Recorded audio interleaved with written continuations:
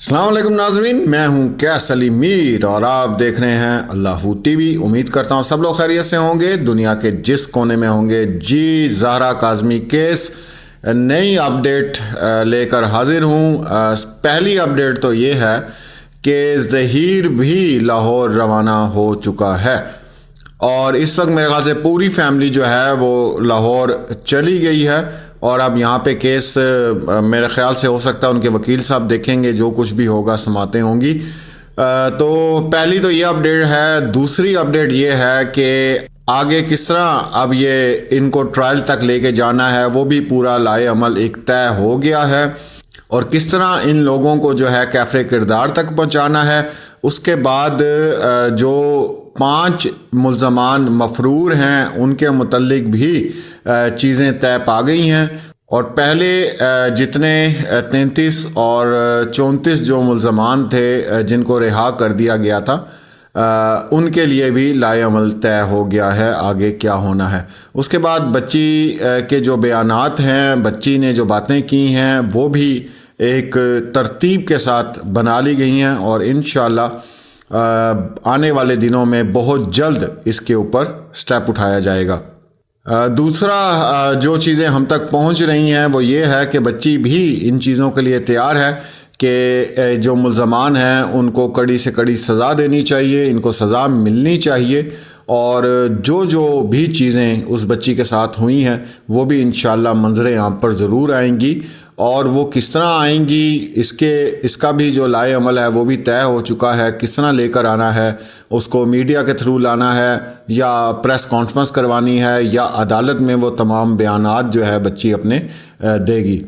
تو مہدی بھائی کا شروع سے ایک ہی موقف تھا، اور وہ آخری دم تک ان کا یہی رہے گا کہ ان کو ضرور سزا دلوانی ہے، تاکہ پاکستان کے اندر یہ جو کیس ہے یہ ٹیسٹ کیس بن کے رہے، اور دنیا یاد رکھے کہ پاکستان میں اگر آپ کم عمر جو بچیاں ہیں ان کو اٹھا کے لے جاتے ہیں تو پھر آپ کچھ بھی نہیں کر پائیں گے، اور ان تمام لوگوں کے اوپر کارروائی کی جائے گی جو جس طرح بھی اس کے اندر ملوث ہوگا۔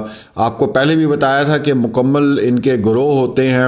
جبران ناصر کی ایک ویڈیو بھی میں نے آپ لوگوں کے ساتھ شیئر کی تھی، اور ہم لوگ خود 1 سال سے اس کو رپورٹ کر رہے ہیں اور بتا رہے ہیں کہ ہر جگہ پر لوگ خریدے گئے ہوتے ہیں، پورا یہ گینگ ہوتا ہے، اور سب لوگ مینٹلی تیار ہوتے ہیں۔ لوگوں کو پتہ ہوتا ہے کہ کس جگہ پہ جو ہے واردات ڈالی گئی ہے، کس وقت بچی نے پہنچنا ہے، اور پھر کیا سے کیا ہونا ہے within 24 hours۔ تو اس کی سب سے بڑی مثال آپ نے زہرا کاظمی کیس میں دیکھ لی، اور اپنی ہی بیٹی کو اوریجنل ڈاکومنٹس ہونے کے باوجود پانا کتنا مشکل ہو گیا۔ صرف وہ ایک جو جعلی نکاح نامہ ہے اس کے اندر اتنی طاقت ہے کہ اس نے تمام ایویڈنس اور ہر چیز کو جو ہے بالکل فارغ کر کے رکھ دیا۔ آپ کچھ بھی نہیں کر سکتے۔ نادرہ کے ڈاکومنٹس بھی آپ دیکھ لیں، اس کی کیا وقت رہ گئی ہے۔ وہ نادرہ جہاں لوگ لائنز بنا کے کھڑے ہوتے ہیں، انتظار کرتے ہیں کہ آپ کی ایک قومی شناخت ہے، لیکن اس کے اوپر بھی بات نہیں کی جاتی، اور اس کیس میں آپ نے یہ ساری چیزیں جو ہیں وہ دیکھی ہیں۔ تو اس لیے بہت زیادہ الرٹ رہنے کی، ہوشیار رہنے کی ضرورت ہے، خاص طور پہ جن گھروں میں 18 سال سے کم عمر جو بچیاں ہیں وہ رہ رہی ہیں، تو ان کے والدین کو بہت الرٹ رہنا ہے۔ ایون کہ سہیلیوں کو بھی آپ لوگ چیک کریں۔ ابھی کل میرے پاس ایک اور رپورٹ آئی ہے کہ ایک بچی ہے کمسن، وہ اپنی سہیلی کے پاس گئی 2-3 مکان چھوڑ کے، جیسے اکثر جاتے ہیں، کوئی فنکشن تھا یا جو بھی ہے، تو اس کے بعد وہ بچی واپس نہیں آئی۔ تو وہ بھی انشاءاللہ اس کی کچھ چیزیں ہیں، کیونکہ جب تک ہمارے پاس FIR اور ان چیزوں کی مکمل کاپیز نہیں آ جاتی تو ہم کوئی بھی نیوز بریک نہیں کرتے۔ یہ سیالکوٹ کا واقعہ ہے، اور انشاءاللہ بہت جلدی اس نیوز کو بھی ہم بریک کریں گے۔ تو یہ تمام تر چیزیں ہیں جی آپ کے سامنے، اور یہ جو ان کا ایک ڈرامہ تھا، یہ جو ایک سوشل میڈیا پہ بیٹھ کے باتیں کی جاتی ہیں، جی اب یہ ہونے والا ہے، اب یہ ہو جائے گا، یہ ایک چال چل گئی، اب فلاں، یہ سب جھوٹ بکواس ہے۔ بچی بہت اچھی طرح رہ رہی ہے، کوئی بھی اسے ملنے جاتا ہے اور وہ جو بتاتا ہے کہ ماشاءاللہ بچی میرے خیال سے اب بھول بھی چکی ہے کہ اس کی زندگی میں کوئی ایسا انسیڈنٹ ہوا بھی تھا کہ نہیں ہوا تھا، اور یہی ہم لوگ بھی چاہ رہے ہیں اور یہی مہدی علی کاظمی بھی چاہتے ہیں کہ بچی اپنی زندگی دوبارہ آغاز کرے اور پہلے سے کہیں زیادہ بہتر اپنی زندگی کو بنائے گی انشاءاللہ، بہت روشن مستقبل ہوگا اس کا۔ تو یہ تمام تر چیزیں جو ہیں ابھی پائپ لائن پہ پڑی ہیں، انشاءاللہ آنے والے دنوں میں بہت جلدی ڈیولپمنٹس ہونے والی ہیں اس کے اوپر، اور جتنا یہ کام پینڈنگ ہوتا گیا تو ابھی تک جو ہمیں خبر ملی ہے وہ یہ ہے کہ اتنی ہی تیزی سے اب اس کے اوپر انشاءاللہ کام شروع ہوگا، اور جتنے بھی مجرم ہیں ان کو کیفرے کردار تک ضرور پہنچایا جائے گا۔ باقی نکاح کے حوالے سے بھی جو نکاح نامہ ہے وہ کتنا جعلی ہے، اس کے اوپر بھی انشاءاللہ آنے والے دنوں میں بہت جلدی ڈیولپمنٹس ہونے والی ہیں۔ یہ زہرا کاظمی کیس کی جو میں نے آپ لوگوں کے ساتھ نئی اپڈیٹس ہیں وہ میں نے آپ کے ساتھ ڈسکس کی ہیں، تو انشاءاللہ جس طرح ہی کوئی اور مزید اس کے اندر ڈیولپمنٹس ہوتی ہیں، لیکن یہ آپ یاد رکھیں کہ چلان میں جتنے بھی لوگوں کے نام تھے وہ دوبارہ ری اوپن ہونے جا رہے ہیں، اور بہت جلد انشاءاللہ ان سب کو سزائیں ملیں گی۔ تو کل اور پرسوں کے حوالے سے جو اپڈیٹ ہوں گی انشاءاللہ آپ کے ساتھ میں ضرور شیئر کروں گا۔ اپنا اور اپنے پیاروں کا خیال رکھیں، اللہ حافظ۔ جی بالکل، میں بڑا پراؤڈ محسوس کر رہا ہوں اس چیز کو لے کے کہ انہوں نے میری ایفرٹ کو سراہا، اور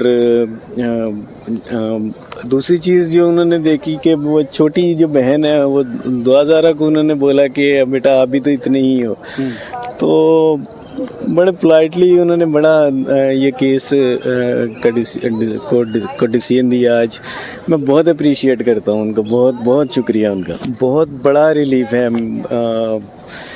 میں معزز عدلیہ کا جتنا بھی شکریہ ادا کروں وہ کم ہے۔ یہی وہ آج سے 6 مہینے پہلے یہی عدالت تھی جہاں سے میرے اگینسٹ ایک ڈیسیژن آیا تھا، تب سے ہم سفر کر رہے تھے اور بڑا سخت وقت ہم نے دیکھا، لیکن اللہ تعالیٰ کا شکر ہے کہ آج ایک بہت بڑا ریلیف ملا ہے اور بچی کو ہمارے حوالے کیا گیا ہے۔ میں معزز عدلیہ کا، معزز جج صاحبان کا جو دونوں بینچ میں شامل تھے، اسپیشلی جسٹس اقبال کلہوڑو صاحب کا میں بہت شکریہ ادا کروں گا کہ انہوں نے بڑے بہترین آج انداز سے یہ فیصلہ سنایا۔ پوری امید ہے کہ جب ٹرائل چلے گا تو ٹرائل کے اندر یہ ملزمان جو ہیں وہ مجرم ثابت بھی ہوں گے اور ان کو سزائیں بھی ہوں گی ایز پر لا، جو بھی پاکستان کا لا ہے اس کے مطابق۔ اور یہ تو مجھے پہلے دن سے یقین ہے کہ اگر یہ کیس جب چلے گا، اس کا ٹرائل سٹارٹ ہوگا تو ڈیفینیٹلی بہت ساری چیزیں سامنے آئیں گی، تو وہ تو مجھے پورا بھروسہ ہے اس چیز کا۔ دیکھیں میرے وکلا نے بڑی محنت کی ہے، جبران ڈیفینیٹلی اس پوری ٹیم کو لیڈ کر رہے ہیں، اور ان کے بارے میں تو کچھ بولنا ایسے ہی ہے جیسے سورج کو چراغ دکھانا۔ میں نے آلریڈی بھی یہ بات بولی ہے کہ بہت محنت کی ہے انہوں نے، ان کی پوری ٹیم نے، جتنا شکریہ ادا کروں وہ کم ہے۔ اور میں تمام والدین ان سے یہ ایک گزارش کروں گا کہ خدا نہ کرے ایسا وقت کسی کے اوپر آئے، لیکن اگر خدا نہ خواستہ ایسا انسیڈنٹ کسی کے ساتھ ہوتا ہے تو اپنی بیٹیوں کے پیچھے بھرپور طریقے سے جائیے۔ اللہ کا واسطہ ہے، یہ غیرت اور یہ چیزیں اس وقت سائڈ پہ رکھ دیا کریں، کیونکہ ضروری نہیں ہوتا کہ جو چیز نظر آ رہی ہوتی ہے وہی پیچھے بھی ہوتی ہے۔